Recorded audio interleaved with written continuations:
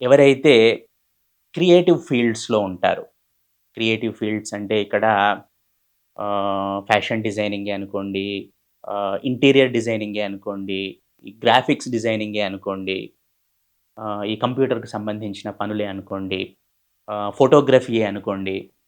కొన్ని ఉదాహరణకు చెప్తున్నాను. అలాగే ఆర్ట్స్, క్రాఫ్ట్స్ అంటాం గదా!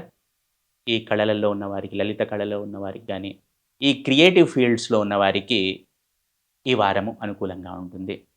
అలాగే ఈ లీగల్, జస్టిస్, మీడియేషన్ అంటాం గదా! ఈ న్యాయ వృత్తికి సంబంధించిన వాళ్ళకి, మధ్యవర్తిత్వం వహించే వాళ్ళకి, 2 పార్టీల మధ్య లేకపోతే ఇద్దరు వ్యక్తుల మధ్య మధ్యవర్తిత్వం వహించే వారికి, న్యాయ వృత్తిలో ఉన్నవారికి ఈ వారం అనుకూలంగా ఉంటుంది. అలాగే హీలింగ్ డిపార్ట్‌మెంట్స్‌లో ఉన్నవారికి, మానసికంగా గాని, శారీరకంగా గాని హీలర్స్ ఉంటారు గదా! హీలింగ్ డిపార్ట్‌మెంట్స్‌లో ముఖ్యంగా చెప్పుకుంటే ఈ మెడికల్ ఫీల్డ్‌లో ఉన్నవారికి, వైద్య రంగంలో ఉన్నవారికి, ఉన్నత స్థాయి నుండి తీసుకుంటే దిగువ స్థాయి వరకు ఈ వైద్య రంగంలో ఉన్నవారికి ఈ వారము కొంత బిజీగాను, కొంతవరకు అనుకూలంగాను ఉంటుందని చెప్పవచ్చును.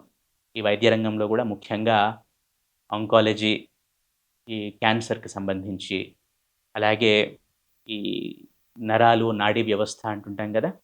వాటికి సంబంధించి, అలాగే గ్యాస్ట్రోఎంటరాలజీ ఈ జీర్ణ వ్యవస్థకు సంబంధించి, ఆంకాలజీ, న్యూరాలజీ, గ్యాస్ట్రోఎంటరాలజీ విభాగాల్లో ఉన్నవారికి, గ్యాస్ట్రోఎంటరాలజీలో కూడా ఇంకా స్పెషల్‌గా చెప్పాలంటే హెపటాలజీ కాలేయానికి సంబంధించిన ఈ రంగంలో ఉన్నవారు కొంచెం బిజీగా ఉంటారు. కొంతవరకు అనుకూలంగా ఉంటుంది.